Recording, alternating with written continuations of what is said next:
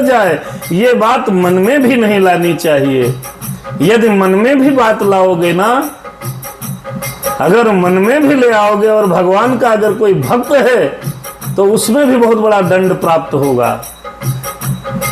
ऐसा करने से लोक में अपयश मिलेगा, परलोक में दुख प्राप्त होगा और शोक का सामान दिनों दिन बढ़ता चला जाएगा। इसीलिए भगवान की भक्ति करनी चाहिए। हाँ, ऐसे नहीं है। सुजाता भाभी हमारी जुड़ी हैं, आदरणीय सुजाता भाभी के पति अजय मिश्रा जी हमारे नामा राशि, उन्होंने हरि माया चरित्र का पावन ग्रंथ लिखा है। अद्भुत है भैया, ज्ञान अद्भुत है, बहुत मेहनत है, भगवान की कृपा है उनके ऊपर।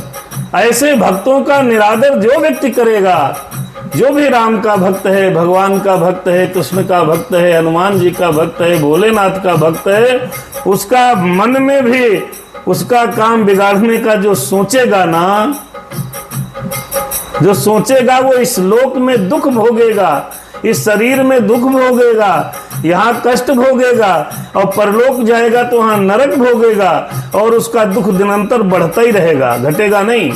इसलिए भगवान के भक्त का कभी निरादर नहीं करना चाहिए, इसलिए भगवान के भक्त को कभी अपमानित नहीं करना चाहिए, इसलिए भगवान के भक्त को कभी भी उल्टा पुल्टा नहीं बोलना चाहिए। बहुत राम सिया राम जय सीताराम, सीताराम जय सीताराम। अभी तक जो कथा हुई उसका सारांश बेटा ये है कि भगवान को मनाने के लिए भरत जी भरद्वाज आश्रम से निकले, पल पल पर चलते चले जा रहे हैं, आंसुओं की धारा बहती जा रही है। ये प्रेम देखकर देवराज इंद्र ने कहा बृहस्पति जी से जाइए, कुछ उपाय बताइए गुरुदेव, क्या किया जाए। तो भगवान,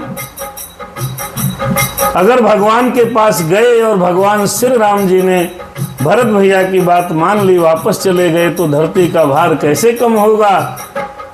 तो देवताओं की ये बात सुनकर बृहस्पति जी ने कहा है नहीं, कभी नहीं, ऐसा कभी मत करो, कभी मत करो, कभी सोचो तक नहीं, दिमाग में लाओ नहीं। सोचने पर भी पाप लगेगा, क्योंकि वो भगत हैं। जो भगत हैं, भरत जी भगवान के भगत हैं और उनके प्रति छल करने का विचार भी मन में लाओगे तो तुम्हारा अनिष्ट होगा। आइए दर्शन करते हैं।